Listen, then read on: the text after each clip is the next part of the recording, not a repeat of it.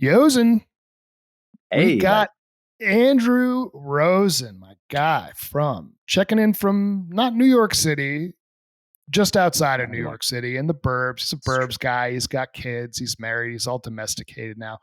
This is a fun one for me. Andrew and I were college friends. We met very early on in college, Brandeis University. That would have been going back to 1998 at this point. So we're talking 25 and a half years or so. I don't think I've had a bunch of Brandeis people. You might be the first. So don't screw it up for the rest of us. I feel honored. I also feel like it's a low bar, but yeah, we'll get there. Yeah, it's a low bar for sure. But Rosen, you're not an oil and gas guy. That's fine. You're a No. sales guy, I would say, Yes. marketing, advertising. You've had a pretty good career, I would say, primarily in New York City, working in the media, advertising, sales universe. So we'll talk about all that, including one of the things that we really want to talk about, which is middle management, which I think you have some really interesting views and theories on. You're at Nextdoor today, where a lot of people, I'm sure, that are listening to this also understand Nextdoor. I'm on Nextdoor. I get great updates. It's like super fun site anytime I spend on it. I'm happy Some to hear that. Thank you for your time. sometimes controversial, sometimes not, but What? I think it is. I've had posts taken down during COVID. It was like it Have kind you? of I have because well now we're going down a deep rat hole. So Yeah, let's get into it. there's a mega church less than a mile from my house. And the mega church just basically kind of had their own rules during Yeah. COVID. And they would just put together these like massive super spreader type events. And I remember I like took a picture like outside, all these people walking out, no masks and all this, kind of like right in the heart of when everything was going on. And I was just frustrated that I couldn't do anything and Mhm. that they were doing it. So I remember I took a picture and I'm like, what is this? Like these guys get to do whatever they want. They don't pay any taxes here, blah, blah, blah. Posted on Nextdoor, it got taken down. But Yeah. I don't think I was the only one that had posted that. So this had sort of been a thing. And the moderator's like, all right, this is just bringing like inflammatory stuff. People are like bashing religion. I was just annoyed with the fact that I couldn't do anything and that the mega church played by its own rules. But anyways, that's Yeah. some Nextdoor fun. So Rose, That is fun. here we are. And of course, my question for you, like I ask every other guest, is who are you, man? Who's Andrew Rosen? That's the hardest question to answer, isn't it? I know. Who is Andrew Rosen? I am a father and a husband, and at this point, probably like an 70 to 80% fully actualized human being, I would say. Um, I've filled in a lot of gaps over the past 5 years in terms of who I am, who I'm not, challenging the assumptions I had about myself, which therapy's pretty rad in that way. Yeah. And as much as possible, I sort of carry that perspective with me as much as I can. So yeah, I'm a person who is comfortable saying at this point that I'm fairly affable. I'm pretty charming. I'm someone that people like to be around, which makes me really happy. And thoughtful and curious. And I care a lot about the work that I do, the impact that it can have, and as much as possible, setting a positive example for as many people in my life as I can. That's the good stuff. I also probably do a lot of things that upset a lot of people, but I don't want to talk about that. we keep it focused on the positive here on What the Yeah. Funk. So Yeah, I there you want to go. go. I want to go back to before Brandeis. You were an upstate New York kid. Yeah. Went to prep school, I think, and decided to go to Brandeis. You're only there for a couple years, right? And then you ended up About a transferring, year and a going back to half. school in New York. Yeah. Yeah, yeah. So I was born in North Carolina, moved up to Connecticut when I was about 3, hence my lack of any defined accent, and then moved to upstate New York in a town called Saugerties, famous for the Garlic Festival, Okay. for being the home of the 1985 New York State baseball champions, and Jimmy Fallon. Those 3 Yeah. things, and very little else. And it was a trip. Saugerties is a very strange place to grow up, and not in a bad way. It's just a lot of experiences that most of the folks when I got to Brandeis couldn't relate to very directly. I think Right. one of our friends, Dan Locke from Revere, he sort of had a similar vibe. And so I don't know. I just went with the flow, made a lot of mistakes, got wrapped up into a lot of strange situations, things that I look back on both with, fond appreciation and horror. And, and nothing prepped me very well for being in a situation where I was actually taking care of myself, like one does when they get to college for the first time. Yeah. So that was where, like, I stopped at Brandeis, and I'm not as proud about this as I was when, like, my narrative was, someone who didn't play by the rules. But I went to probably like 11 classes that second semester of my freshman year. Nice. Uh, and somehow, some people know this story. I'm not going to repeat it, but eventually got to a point where I was allowed to make up some work and take a couple retests, and didn't get kicked out after that first year, which was great. And then when I went back for the next semester, which was our first semester, sophomore year, I Yep. hadn't really figured it out. I had a better perspective, but ultimately wasn't in a spot where I could really kind of make the best decisions for myself. And so, yeah, that's when I had a very amicable conversation with the counselor folks and said, I think I should go. And they were like, we agree with you. And then I ended up at the new school. So, yeah, I went to a Quaker school, though. It wasn't quite a prep school. It was more of call your teachers by their first names and, Okay. express yourself type place. Yeah, and I could see where that and Socrates contrasted with Brandeis could smack you in the face a little bit. I found Brandeis to be really hard too. You've been up to my place in New Hampshire. I also grew up in the middle of nowhere, and I was woefully underprepared for college, and especially like the classmates that we had there. You had a lot of like what I would consider upper middle class, like Mhm. studious suburban kids, which Yeah, is basically how you and I are raising our families now. as much as You know, possible. It's a yeah, goal. it is. But those kids were just so much more prepared for Brandeis than I was. Their high schools Yeah, prepared them better. I think their families being in business prepared them better. My parents were teachers. Like yeah. I don't know. What did your parents do? Oh gosh, that's a good question. My dad has always been in sales in some fashion or another. Interestingly, he's never held a job for more than about 3 years, with the exception of this company that he started, that was building accounting software in the, like, early to mid-90s, and, he's just sort of he's kinda like a traveling salesman guy, and my Yeah. mom didn't work for a long time after they split up. This is much to her credit. She started answering phones essentially for local law firms, but Hmm. whereas this is my father's influence, but like uh, lawyers are salespeople, right? Like you need a lawyer, Right. you call someone, and then it's their job to like convert you into a client or not. And generally, it's the receptionist that is the front line for that, Yep. and that's not what they do. So this local law firm and then a few others after him ended up hiring my mom to basically take those calls because her conversion rate essentially to create prospects to customers Huh. was like 10x what it was for the people that were doing that job beforehand, because it wasn't a job, it was just sort of it was a side responsibility. And so that became a thing. She's still doing that now. So it was cool. It was watching her create a career for herself from the age of like 68 to 75 was pretty rad. Yeah, that's really neat. I didn't know Yeah. that about your dad. You probably saw that a little bit, and you're like, oh, I could do that. Your personality's like, I would consider you one of the more kind of gregarious and uh, unabashed friends of mine. You don't really seem like somebody who gets embarrassed easily. Like you remember the first day at Brandeis when you went up on stage in front of everybody? They're like, "We need somebody to come up here right Oh now in our yeah. orientation." And you went up there and did something. I'm like, this guy just doesn't care. He's not going to get embarrassed at all. I mean, it's funny. I coined this term, I think, but I think I have adult onset introversion, where now I get more exhausted by that behavior, and sort of when I have to go to work conferences and spend 2 or 3 days just sort of being that and doing that, I come home and I'm like beat. Yeah. But Yeah, no, that was always a part of my general kind of vibe was look at me, somebody look at me.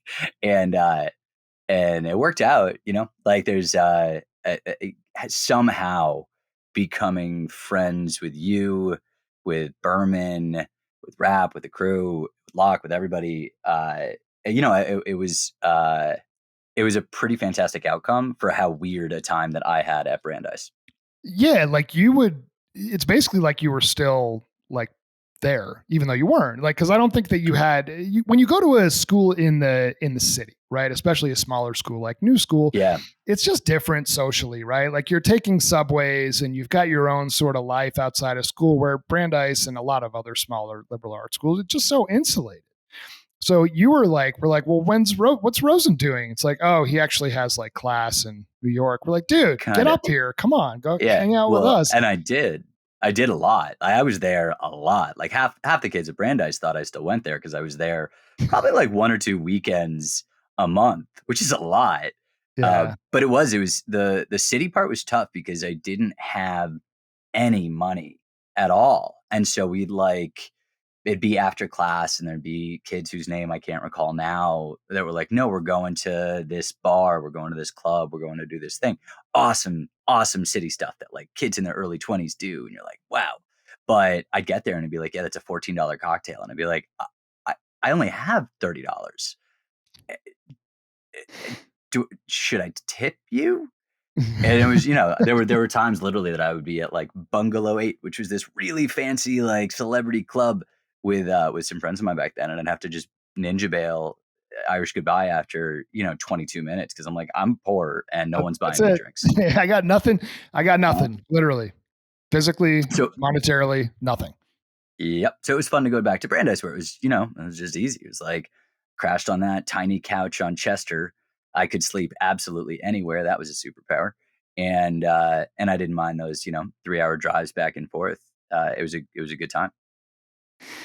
And also we got to talk a little bit about the Marc Jacobs fashion show, which I've talked about on this podcast before, but it always bears mentioning, which was just the craziest thing ever, where Dan Locke, his aunt, Aunt had Judy.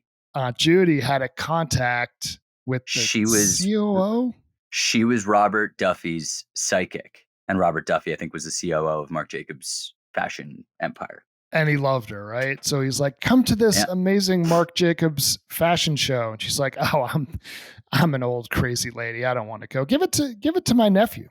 So then you always got roped into that. We're like, "Oh, well, we're coming to New York, so now you come to this too."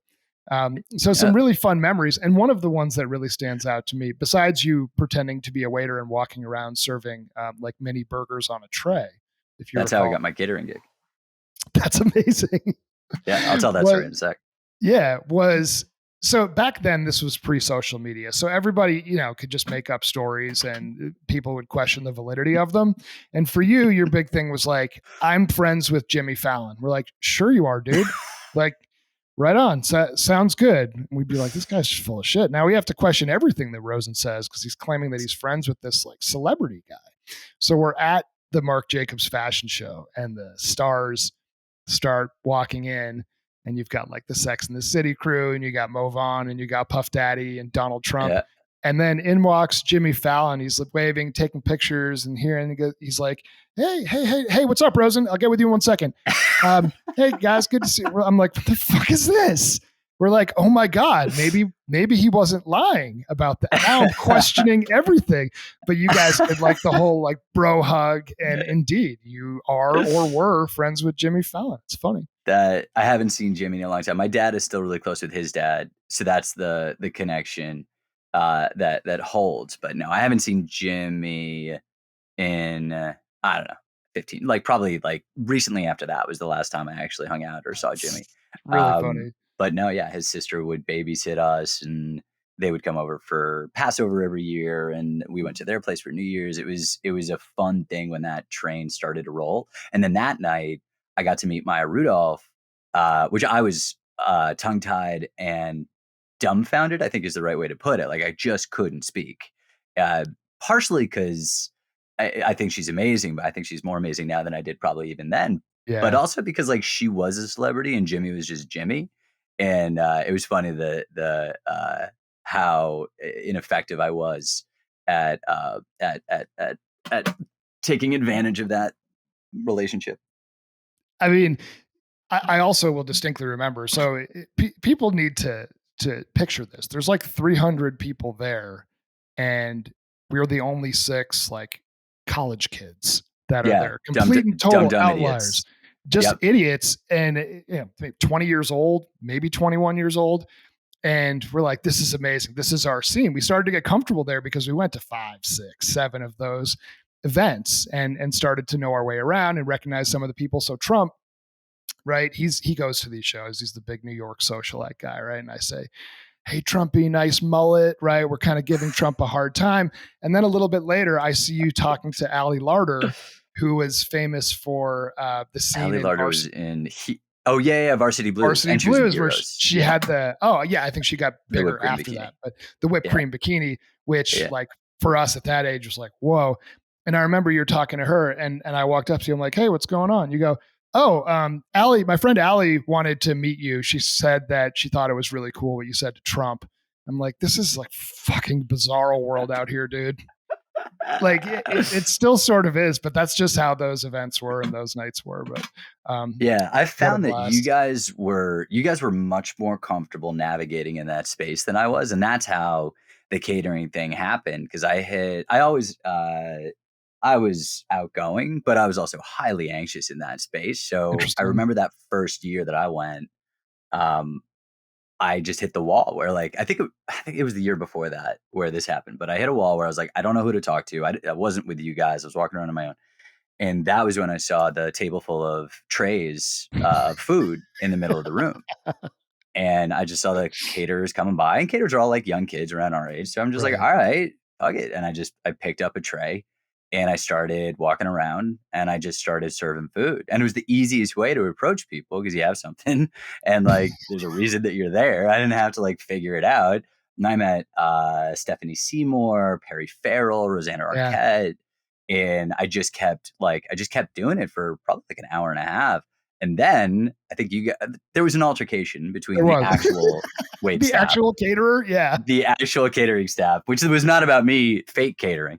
And then that was the end of that. And then the next year, same situation, except that the caterers were coming from the back kitchen. Right. The trays weren't out in the middle of the room anymore. And same thing. I'm walking around, I'm having a great time, I'm seeing celebrities, and I shrink and I'm like, I don't know what to do anymore.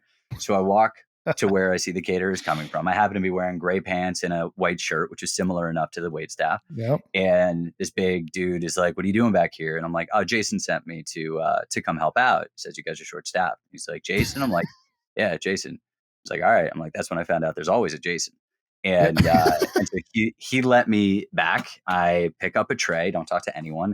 And then for the next like 2+ hours, I'm just working the room, serving food, selling the trays, selling the plates, Yeah. and just talking. And I got offered internships that night. I got a lot of weird questions about what I was doing and why. And then at the end of the night, this other man asks me what the hell I'm doing. And he's like, "Do you work for me?" And I'm like, "I can almost guarantee you I don't." Uh, and he's like, "What are you doing?" I'm like, "I don't know, man. I'm just serving food." And he's like, "All right." Like, and he gives me his card. His name was Ari. And that was how I got my catering gig. And so It's he ridiculous. had this like high end catering company that served all the fashion awards and all these like $500,000 weddings and bar mitzvahs. And everyone who worked for him except for me was a model. Like that was just what they were. So they all Yeah, yeah, fit yeah. a very specific size. They were all 6 feet. They were all like broad shouldered. And so when I got my catering uniform, every single job, I had to like roll up the sleeves and roll up the cuffs on the pants. And I looked like I was wearing my dad's catering outfit. But it was a blast. I had a great time. I didn't realize that it actually resulted in a catering gig, but that is just so truly you. I mean, That is, to us, it was like this is hilarious. Look at Rosen; he's carrying around a tray. This is cool. But then, like 45 minutes later, you're still doing it. We're like, holy shit, he's actually like real. He's taking this seriously now. Like this isn't just like he's trying to make. We thought you were trying to make us laugh, like uh-huh. just goofy Rosen, and then it turned into like shit. He's working. Yeah, Um, guys, stop it. I'm trying to work here. I'm not getting paid, but I'm working here. It's like Larry David in Curb Your Enthusiasm, like selling cars. You know what Yeah, I mean? yeah, It's like the same that's concept. exactly It's it. like, we're like, what are you doing? Oh, you're actually serious. All right, dude. Well, I'll let you get back to your job, which should be hanging out with your friends, but instead you're back there getting these silver platters and catering the event. But yeah, The that was, juice was worth the squeeze at that point. and you got a I was job getting out of a it. lot out of it, and I got a job at it, paid like $22 an hour, and I got all the free booze I could want at the end of the night. It was great. Nah, I mean, Yeah, 22 bucks an hour 20 years ago is probably 30 bucks an hour now. So that's yeah. I also had no relatively prospects speaking. or I had no prospects or skills to work anywhere. So this is a history of Rosen's in general and me specifically just kind of falling ass backwards into successful endeavors. So you didn't know what you wanted to do. So I think you wanted to be like an acting major, which, as you found out very quickly at Brandeis, is like extremely demanding, like really hard, and it put out like some pretty serious actors. And you're like, Well, okay, like that's a little too much work. Maybe I'll be like a history major or something. You end up I leaving don't think I leaving made it Brand. there. You didn't quite, well in my mind. That's where things would go, but Yeah, you leave Brandeis yeah, in 99 2000, and you go to this yep, 99. new you go to this new school, which I think is more prominent now, but it was literally like a new school back It was then one in of New those York things that City. again, you guys didn't believe that it actually existed. We didn't, Berman for sure. specifically was very confident that I made it up, but no, it's a real thing. And so what was that like, first of all, like going to college in New York City, but then also like what was the new school all about? So the new school was great for me because for one, all I had to do was sign up when I started. I didn't have to Okay. apply, which is great because I went to the continuing education program. So most of the classes I was in was me and a bunch of like 65 to 85-year-old women. Wow. And I did a lot of creative writing and the good part for me was that it was flexible by design and I was able to do literally whatever I wanted there for credit. You know, I took intro to guitar for a half a credit, That's cool. and I can still play some of those songs. But I made it into something valuable for me. For one, I always did love school. Like I loved learning from people that were engaging. I just wasn't ready to do that at Brandeis. And the fact that everybody had a plan and like that idea of defining your major your sophomore year was, you know, this huge albatross around my neck where I was No like, doubt. I'm 18. Like I have no idea what I want to do, but I know it's not pre-med. So when I got to the new school, I just started taking classes that interested me. It started with dream psychology and the Bible as history. So you're not wrong about the history angle. I really do love that stuff. And then I just started taking a lot of philosophy courses, film courses, anthropology courses, media studies, and creative writing. And I found this through line accidentally through a lot of these classes was semiotics, which is essentially sort of like it's dinner party academia. There's a real use for it. It's the Cool. science of symbols and symbology or signs and signifiers. So the classic example is if you're watching an old Western and you see a guy in a white hat, that means something to you. You see a guy in a black hat, that means something to you. So there's a history of what informs those, like that visual meaning. And there's also a way to look at storytelling as a way that you're kind of subverting those expectations. And that's how we tell compelling, Hmm. interesting stories. So it was just something I found that I liked to talk about and that kind of created something of a through line. So my major became creative writing with a concentration on semiotics.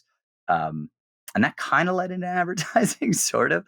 Like I was catering um, I was catering, and then I moved back to Boston for Yeah. a bit after school, and then I was Yeah. working in restaurants, and then I was about to move to Chicago, and my brother-in-law had a friend who had a friend who was working at this company called Quigo that just needed young, dumb people who would pick up the phone and make phone calls.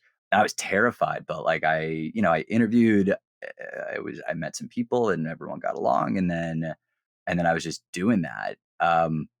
But the thing that kept me interested was seeing advertising, the way that the images were meant to evoke some kind of, influence or whatever. It was all about kind of how do you influence people subtly. Yeah. Reminded me of stuff that I'd seen in anthropology and media studies where Mm, In the 60s and 70s, if they were trying to sell Prozac or antidepressants, they would always show a woman prominently featuring her left hand with no wedding ring. The sign being that she's obviously unmarried, which is either she's depressed because she's unmarried or she's unmarried because she's depressed. But either way, it's something she can fix. And that was always really interesting to me. So, like, I didn't really care about the calling people part. I had some interesting conversations with some folks, mm. but that kind of aspect of it was always just like, how are you looking to influence people's behavior? What are you doing visually? What are you doing through your copy? That part was just compelling enough to keep me engaged until I started making money. And then the money kept me engaged. Right. Well, there's a lot actually for me to dive into there. First of all, you probably didn't know this. My dad, he's retired now. He was a psychology professor at Plymouth State University for 41 years. He was able to create some of his own curriculum, and the most popular course that he created, no, the second most popular course that he created was the psychology of dreams, Love which that. you can imagine. Yeah, he was a lot, he took a sabbatical and just like read a book end to end like every day. He's just like super introverted, brilliant. And he's like, yeah, this is what I want to do. So he decided when he came back from sabbatical, I want to do two new classes because he'd done sort of the abnormal psychology, intro to psychology, sort of all that stuff. He came up with the psychology of film Hmm. and the psychology of dreams. These classes would fill up in like Yeah. 15 minutes of being open, right? Because people are just super interested in that. And I just remember, so anytime I have a question about a dream, I just reach Yeah. out to my dad, like, because I know that he's got like sort of the insight or the answer, but he always prefaces it with like, this is still unfounded. Like, you know what I mean? Like, how do Yeah. you really prove that this is what it means? But nonetheless, I find it really cool to be able to have that resource and just how intrigued humans are by understanding the psychology of something that happens to them Yeah. consistently. Film, everybody watches movies and dreams.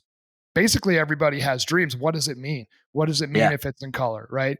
I actually, in my dreams last night, I can't totally bring it back, but you were in it, and so were some other Brandeis people. I think just because I knew this podcast Was was coming. coming up and it was going through my brain, but nonetheless, I'm like, oh yeah, no, I'm gonna see Rosen tomorrow too. I saw him last night, which is kind of Yeah, fun. there you go. There you go. I was there. I'm with you always. No, I think it's. I mean, dreams and film are very similar. And when there was a lot of like avant-garde cinema that was trying to show dreams or show film, in very surreal kind of ways, much like dreams would be. There's that movie Waking Life that Richard Uh, Linklater did. It was filmed in rotoscope, so like paint over film. So it was a really kind of okay, trippy looking way. But the whole thing was about dreams. It's like it's dream psychology. It's how dreams are represented. I'd be interested to hear your dad's take on it.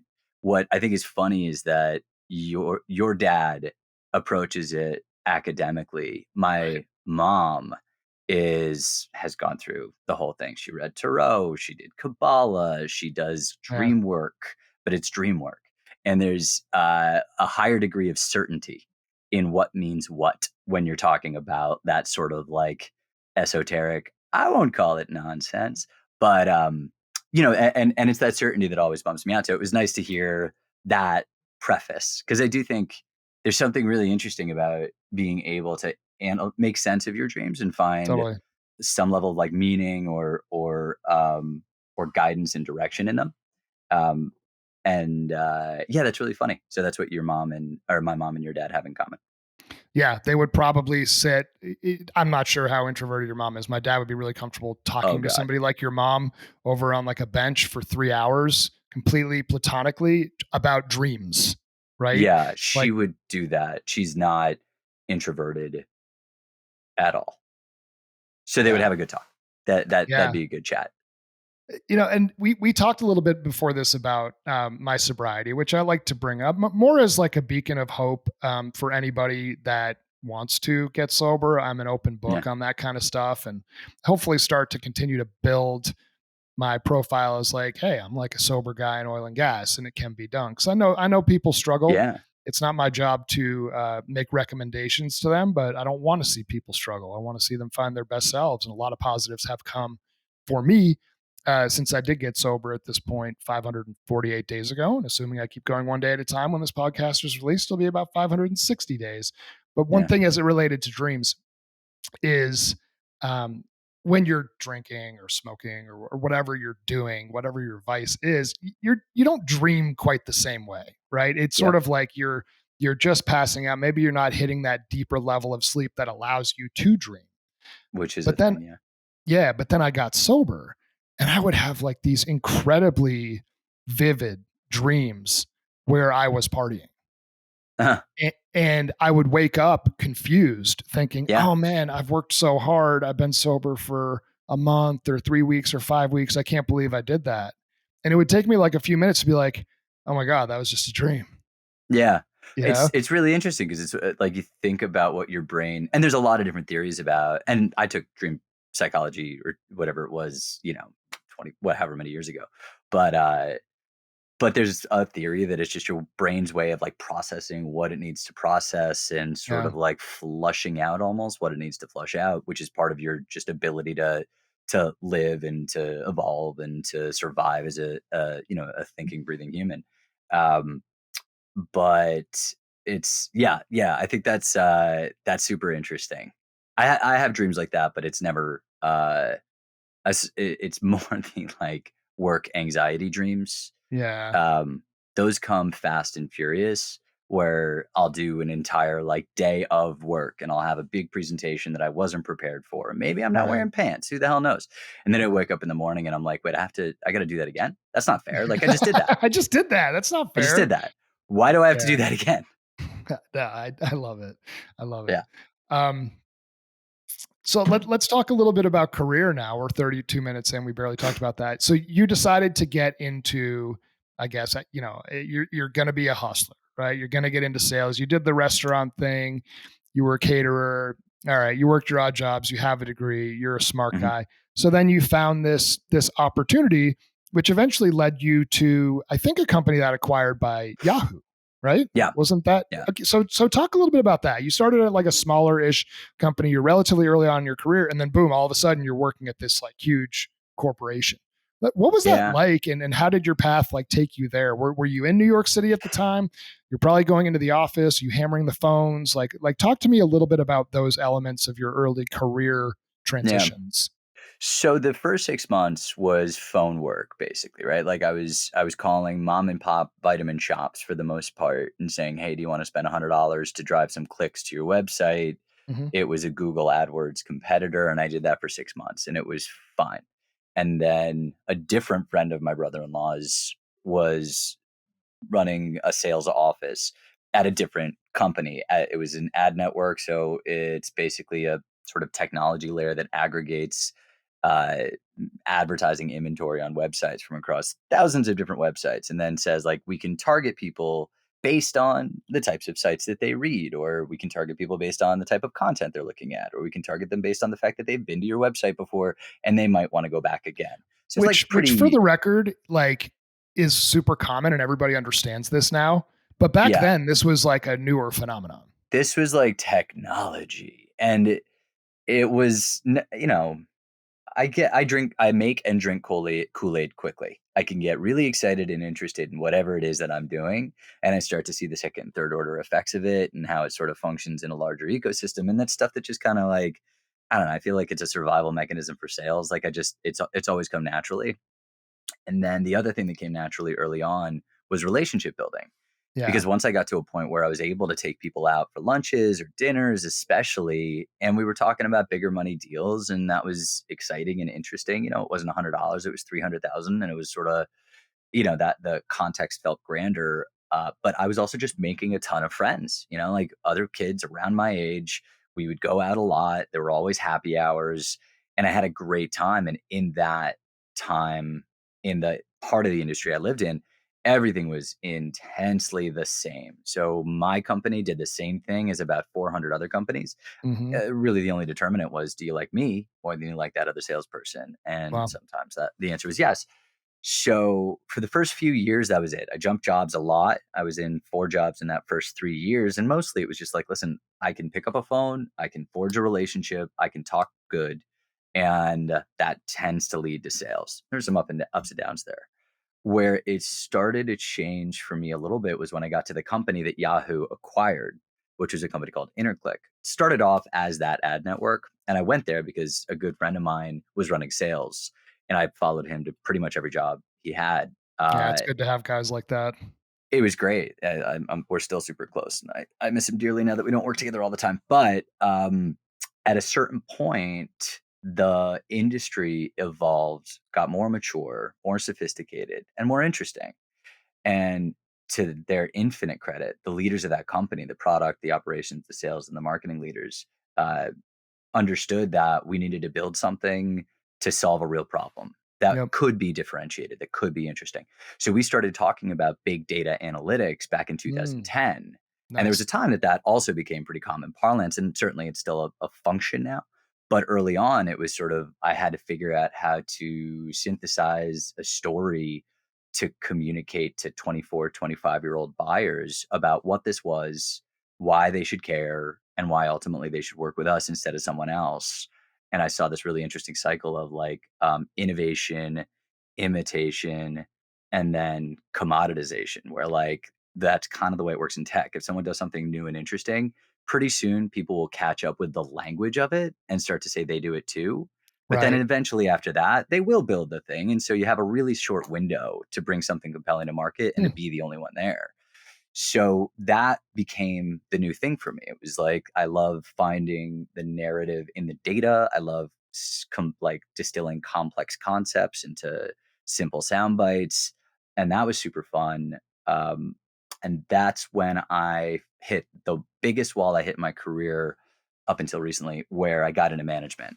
Because that's what you do. You take your great sellers and then you promote them to management. I got a totally. VP title. I was 29 years old or 28, 30 years old or something. I was like, wow, look at me. I made And it.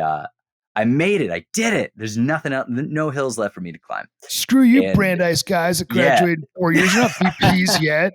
it took I me am. 5.5 years, but I'm a VP at a company called Interclick, which sounds made up, but it's not, to follow that theme. So that's when like the hardship or the hard part about going to Yahoo, the acquisition was super exciting. And it was like there was Yeah. some money involved, not Yeah. much, but enough. And and then I got to Yahoo and I'm finally like in this big company that when I talk to people, they know about it. And I thrived on that for a quick sec. And then I realized that like my not that this was my job, but it was my job. My job essentially was like asking my team to fill in spreadsheets that I would then pass up to my boss because he had asked me to ask them to fill it out. Oh And that boy. was it. That was the whole job. So I learned a lot. I got more involved in how brand advertising works in full funnel marketing. And I met some really, really, really interesting and smart people. But ultimately, my job was just like, I am a tape recorder in a room that you could then take to a different room. And it wasn't terribly, I just wasn't at my best. And then I moved to a similar role at a smaller company, followed my buddy Jay again. And so in total, I spent about 10 years in middle management, Wow. just sort of a regional VP. The titles changed, but the role was the same. And I never really figured out what I was supposed to be doing outside of some information needs to pass from them to you, and I'm the conduit for that information. And Sure. I have to, nurture their careers, and I have to help them troubleshoot and problem solve when things come up. And I found some skills that I liked about myself. But I'd say I was pretty stagnant in the skills development, like part of it, for about 10 years. And that only changed recently.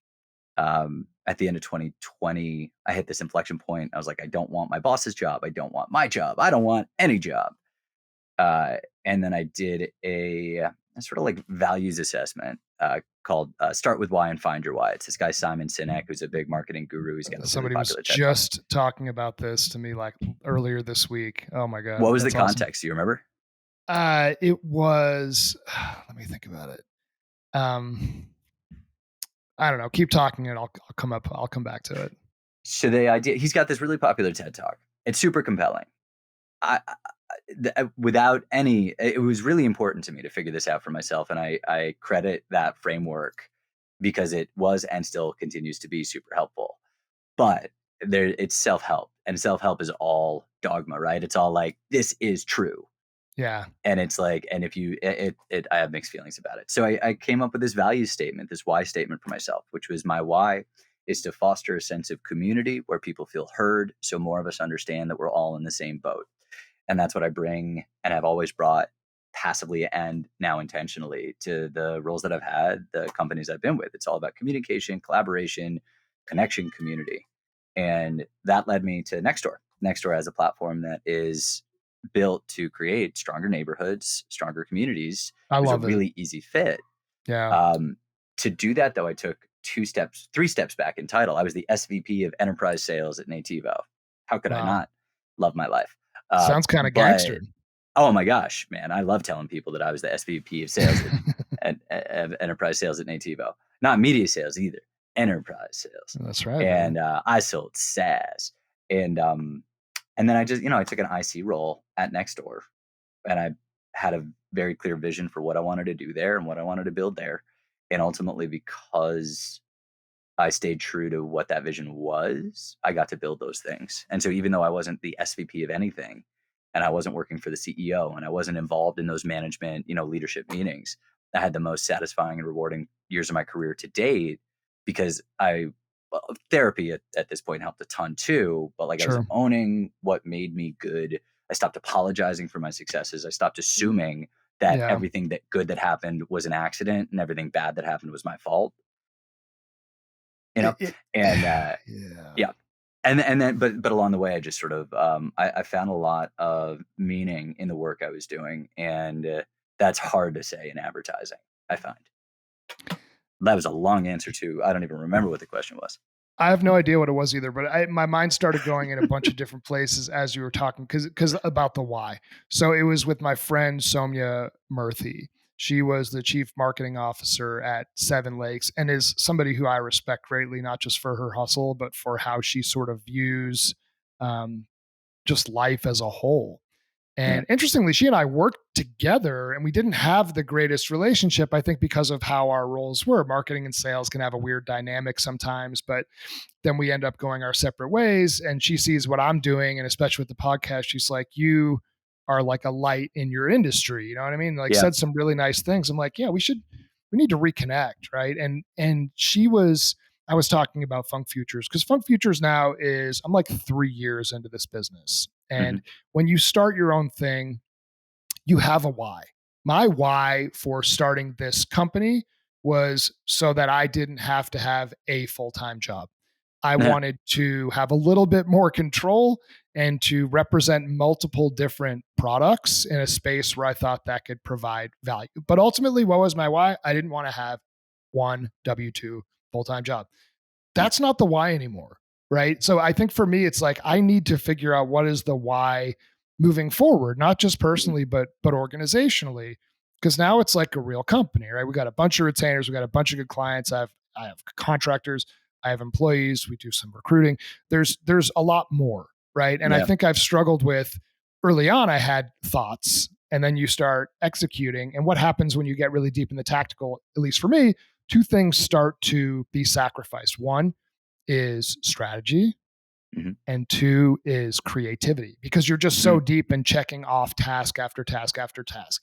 So if I can find time to work on the business versus work in the business, I think my next objective is to figure out the what next of the why, both Yeah. personally and professionally. So it sounds like I need to watch some TED Talks. Well, so the practice was effect. There's a lot of different ways to get to it, right? Like, companies have whys that have nothing to do with Simon Sinek, but ultimately there is. You're right. Like, even when you're founding anything, you have to kind of understand what's your founder story, what's the why Yeah. behind the company. What I've found to be true, and this has been enormously helpful, is that the first 15 years of my career were about title, salary, Yeah. relationships, and Yeah. intellectual curiosity. If I could go somewhere that had some of those things, I'd be like, all right, I could do this for a bit. Sure. Um, but you always hit the same wall, because, titles, you start to find out someone has a better title than you somewhere. Sure. Relationships change. You don't hang out the same way you used to. Money is all relative. If you make more than you spend, or if you spend more than you make, like, doesn't matter how much you make. Right. And then intellectual curiosity tends to burn out. Where I found uh, sustainability in being able to work through those ebbs and flows more effectively, the highs and lows of the day to day, how my relationships with people changed, the challenges that arose, Yeah. was understanding that, like, the North Star matters to me, and it has to matter to my team as well, because they'll get to a point where they'll be like, all right, well, you can't promote me because there's not enough money, or you can't give me a big enough raise because there's not enough money. So I'm going to go somewhere else and do this work. And sometimes you can't, as a, you're constrained. You can't promote everybody. You can't give everybody a raise. But if they know Right. why they're doing that work, if they're finding some level of personal satisfaction in that work, then you have a much better chance of maintaining that, core unit that's doing great work together. It adds a lot. So, like, as Funk Futures grows, it's a good thing to keep in mind, because it'll be important for you. It'll be just as important for your employees. You're hired. Thank you. And then the It's other probably going to be part, half the pay of what you make today, Andrew, but you're it's great. hired. All Yeah. right, I'm gonna sell my house and move to a smaller one. Actually, if we could just move in with you, Yeah. If then you want to come to Colorado, that'd be great too. I do. Then the I other know thing you that you do. mentioned was about that, like, management, the middle management layer, and that's the kind of end of that story. Was for 10 years, I was like, it's as a middle manager, it's my job to be liked and to make sure nobody's mad at me. That's my job, Yeah. right? Like, I don't want my bosses to be pissed off. I don't want my team to be pissed off. If everybody likes me, I must be doing something right. I boomeranged from Nextdoor to another company and then back. And at Remember that. Nextdoor, I had the benefit of working for a woman who was an amazing model of what a great manager could be. And then at the other company that I went to, Business Insider, where I had, like, an amazing experience in a short time there. I met a few people, and one in particular that helped me understand how to be an effective manager. Have you ever heard, like, big L, little M as Yeah. a thing, right? I'm kind of flipping that. Like, for some people, for people that are naturally charismatic, for people that sort of, like, can talk good, leadership, it's not that it can be easy, but it can come kind of naturally, and you Yeah. refine it. You make sure you're an effective leader in different ways that are more difficult, but you can kind of do it. The management side of it doesn't feel little to me. It's like how you actually help your team prioritize their time, make sure that they don't get to the end of a week where it's been back to back meetings all week, constant sales calls, constant internal work, whatever it is. Yep. They get to Friday afternoon, they know they've been busy, but they can't point to exactly what they accomplished. It's That tough. that's what a great manager can actually help prevent. Because the reality is that you have a few things that you really, really need to do. Those things have to ladder up into long-term, consistent, sustainable success. And that comes from probably a shorter list of clients or prospects or targets or whatever it is. Those are the ones you need to make sure you're planning against, tracking progress against, and staying focused on. And so now I think about my job as a middle manager, not as someone who Yeah. passes information back and forth, but just someone who says, like, I'm here to spot check to make sure that you're spending your time where you should, that aligns with your best interest and the best interest of our company, Yep. and the rest of it as well. But it's been that part now, like, I love managing for the first time ever, and I can't really imagine not doing it now. Like, I don't think I'd take an IC role even at a company I was really excited about, because I'd miss this part of it, because I'm now feel for the first time like I'm good at it, and, like, I want to continue getting better at it. And so it's a pretty nice feeling to kind of figure out, okay, now I know what a good manager looks like, how a good manager thinks, and what a good manager does. And now I just got to keep practicing trying to be a good manager. Yeah, there's so much gold there, and I'm definitely going to play that part back a couple times when I listen to this, because I think that is something that leaders in general should strive for, especially. Okay, yeah, you were busy. I brought my team into a whole bunch of shit this week. Man, you're probably tired when Friday comes around. But for what your job actually is, did you accomplish what you should have accomplished this week? Yeah. Oftentimes the answer is no. For my team, I try so hard, and it's part of why my calendar is so incredibly busy on a weekly basis is I want to keep them out of that shit. Yeah. to the point where they're like, what are you doing? Why are you so busy? I'm like, if you wanted to come to every meeting I was in, I could invite you to every meeting. You could see exactly what it's like, but I'd rather you just do your job. So in a day Yep. when they have a couple of, a pipeline call with a client or a sales call for a potential new client, and that's even 2 30-minute blocks, I'm like apologizing to my guys because their job is to deliver for the active clients. And Yeah. I know they're going to want to do that because I'll be like, where are the leads at the end of the week? And they're like, well, you called me into this thing and now they're working extra. And then they're getting mad at me. And it starts this whole cycle. Yeah. And I, That I is, try really hard to not manage people the way that I had shitty managers. I don't know if I have all yeah. of the skills that an amazing manager, potentially like you, has, but I know more what not to do. And that's Yeah. sort of been my basis of management. It's a good basis, right? Like we sort of repeat the best and the worst of what we kind of went through. And you can identify those real hard negative examples of I will never be, but there's Right. always like little ones that are just so common Yeah. that you don't really recognize them. So I think just trying to be aware of it is huge. The other thing though, and this is where I'm really excited about the world of AI and Gen AI in helping run teams like ours more efficiently, is that you can record all of those meetings. Totally. And now without like manual work, you can pretty easily with a pretty simple setup say synthesize the content from this week's internal meetings Yeah. in 10 bullets or less for my team. And then, it won't be perfect. It'll require edits, but Right. ultimately, like, that those 2, 3, 4 hours of internal meetings can now involve less people, but you're still disseminating the information in a way that is digestible and actionable. And then you get better and better and better as you go. So that's where like I'm in no way am I an expert at this, but I am curious and I'm using tools like Perplexity AI to really Mm. try to help my team get smarter about the business that they run, understanding their clients more effectively, and More better. Sound like my more 6 year better. old. Yeah, more better blues. But ultimately, it's like, can you get smarter in less time about what your clients care about? Can you use your skills to connect our capabilities to what they're trying to do? And then ultimately, when you're thinking about outputs, when you're thinking about deliverables, collateral, whatever it is, are you Yeah. using the tools to help you do that more efficiently? Because right now is a Moneyball moment where the people that lean in and start to Yeah. practice have an advantage over the rest of the folks that are just kind of doing things the way they've always done them. And that'll change. Eventually it'll be table stakes. But right now there's an opportunity for people who want to really kind of figure out, all right, I could do 3 hours of work in 25 minutes. And that leaves time to either do more work or, and this is a huge thing for me, take better care of myself. Go Yeah. for a fucking walk, spend some time with someone important, call someone I haven't spoken to in a long time, do things that actually feed your soul so that you can continue to thrive and not just Yeah. survive. I think that's, ignored too much. Totally agree. I mean, there becomes a point of diminishing returns, and I think people love to juice how many hours they work in a week, and I get why because work can be intense. But I truly max out at probably between 55 and 60 hours in a A seven lot. day span. It's a Yeah. lot. Running your own company, you sort of do it, but I mean like real intense actual work.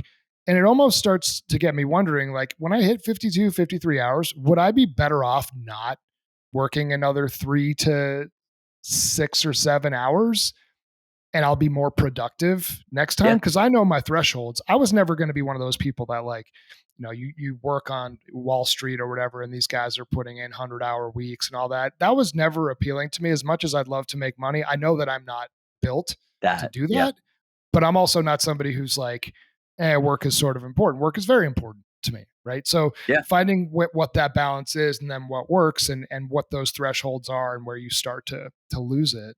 Um, yeah, I think that there's a lot that people can take out of this conversation from a leadership perspective, and something that you said maybe 20 minutes ago that I want to get back to In a is 20-minute monologue. yeah, slight dialogue is stagnation.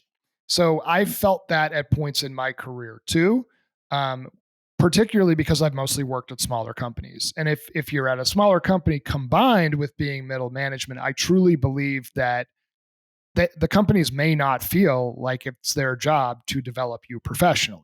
So it was Mhm. interesting to hear you talk about that sort of period of time where you don't feel like you develop professionally. How were you able to take it back and truly develop? Was it leaving certain companies, going to other companies? Was it research that you did in your own time, books that you read? Like, how are you able Yeah. to then become really mindful and lean into some of the learning and development that you clearly needed to take the next step in your career? I love that question because it connects to something else that I find is something most people don't do, which I'll ask you, do you have any mentors in your Oh, professional career? I have some amazing mentors, and some of those mentors are also business partners of mine. Yeah. And how did you establish that relationship with your mentors? I started asking them questions where I thought they were experts and Yeah. realized that they were willing to help with nothing in return. Yeah, I think that's it, right? Like, there's just a natural inclination for people to help each other when asked.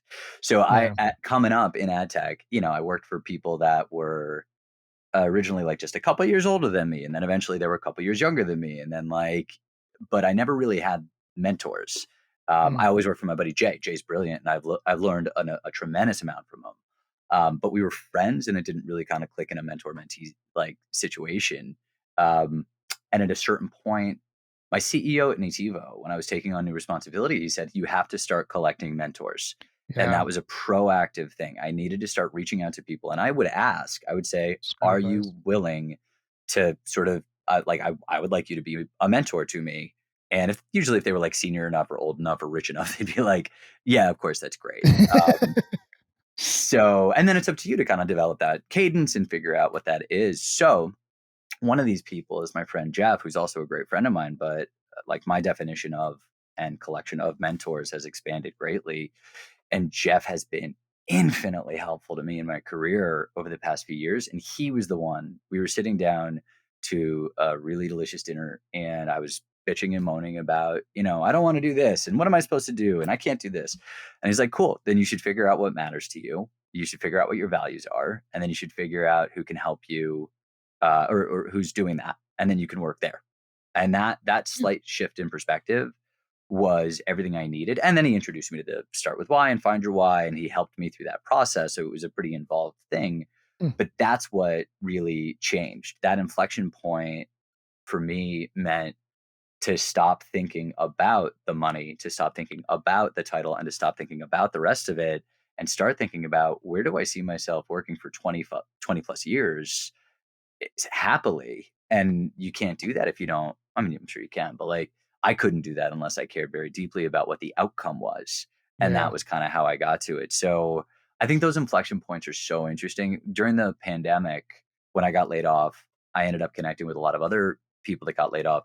And we built this small, short lived, but still really impactful networking slash support group. And the whole idea was like, we're all at this inflection point. We've all been laid off, and we came from different parts of the industry, and in some cases totally different worlds. But the question was like, all right, how can we help each other figure out, what should we do next? What are our values? And then it was about opening each other's networks up to each other so that we could, facilitate introductions, so that we could help open up opportunities. But I think those inflection points that feel daunting are the most important things to recognize and then take advantage of, so that you can take a little bit more control over your career, so that you can challenge those assumptions you've made about yourself as a person and a professional. And you can start to say, like, my career path is not linear. I can build tributaries. I just have to do it with intention, focus, and it's hard, but it's ultimately incredibly, it's important.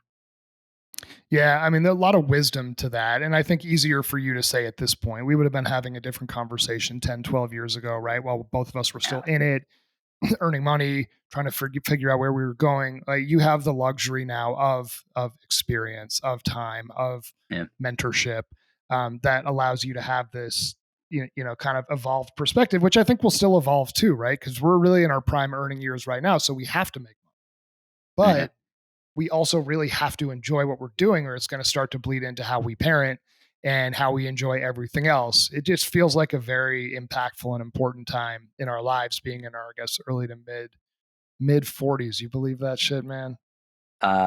No, because when I, like, look out my own eyeballs, I assume my face looks like it did when I was 17. Right. Right. Yeah.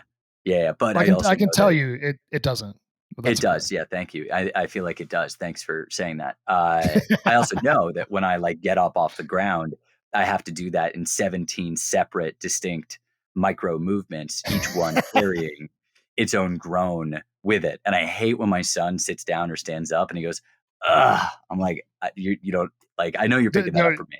yeah, don't You don't have to. You're fine. Yeah, Yeah, you're not yeah, buddy, you're 8, okay? Like, yeah. you're good. 7. Well, we can call It's him still 8. flexible. 7 and a half. It's Yeah. fine. Dude, I appreciate this more than you know. Rarely do we go an hour, and I honestly feel like we could go much more. You definitely have a face for podcasting. No, you I have appreciate truly that. you have a lot of skills that would make you an amazing podcaster. You're very inquisitive. Thanks, I man. think you're a good listener. You've got a lot of wisdom uh, to impart, and I learned something today too. I could put you on the spot and ask some other like rapid fire questions, but I think Uh-huh. we'll have to do that another time. My advice for you, if you want any advice, is like seriously consider starting a podcast. I wouldn't say this to everybody who does this, but you just have, for someone who hasn't done a lot of these before, you just have a level of insight and also sort of a level of versatility in terms of what you've done. Like, yeah, you're a sales guy, but you're also a dad and you also have this super creative side. And you're from the country, but you've lived in the city. We didn't even talk about like your passion. Did you like living in New York? Do you prefer living in the burbs? Do you miss the country? Because I know when you would come out here and visit, especially in our 20s, like before Yeah. marriage and kids and everything got crazy, you were like looking for houses out here. You know what I mean? Ah, You're like, that man, would've been I awesome. like it here. I'm like, Yeah. dude, move here. Yeah. Not as many career opportunities, and back then, like virtual wasn't really a thing. But I think you're just sort of one of those go with the flow types of guys, which I would guess has helped you a little bit in your career. I appreciate it, man. More than you know. I appreciate your friendship. I really do. That's sincere. And yeah, I'm grateful for the opportunity to do this. Honestly, it was you reached out as soon as I posted that, and it was sort of a soft landing. It was scary to post that I wanted to do these things, Yeah, but ultimately the support broadly was pretty great, and you were the first, and it made it really and you made it really easy. So I'm psyched you're doing this. I'm thanks, man. psyched for everything that's happening in your world right now. Thanks. Um, yeah, I keep on keeping on. That's a terrible way to end. That's so cheesy that you just did that, but you know Can what? you I'll edit allow that it. out? Let's edit that No, out. we definitely could. I'm not going to edit it out. I'm going Right. to title this "Keep On Keeping On" with Andrew Rosen. That's That's where we go. So, dude, that's real fucking quick, perfect. before we close this out, like, where can people find you? Like, where are you more active? Is it your LinkedIn profile? You have an email? You have a website? Like, company? All that stuff. How do people get a hold of you? That's a great. Thank you for asking that. I want to say like, well, I'm coming up on nowhere, literally. LinkedIn is the only social platform that I'm Okay. actually active on. Yeah. So feel free feel free to follow and find me there. But ultimately, I'm hoping to do more of this. I'm excited about kind of just having conversations like these. Again, like I want to help anywhere I can and learn as much as I can and I feel like that's what I just did with you. So yeah, again, just super grateful for the opportunity. Thank you. He's Andrew Rosen on LinkedIn. He's at Nextdoor. I'm sure if you have Zoom info, you can find him in there too. A bit cryptic there ending, but Zoom in. keep on keeping on with Andrew Rosen. Hopefully, the AI that transcribes this will pick that up and make this the Yeah, name of the I'm episode. also So, still on MySpace. If anybody is still is looking. really? I don't think I would know my login, but somebody probably does. There you go. Man, I appreciate you, Rosen. Have an amazing weekend. And next time you're going to come on this, you'll be a guest co-host. We need to figure out who we want to bring on to Love this interview. idea. So I got ideas. think about that. Okay, All right. Andrew Rosen, everybody, y'all blessed.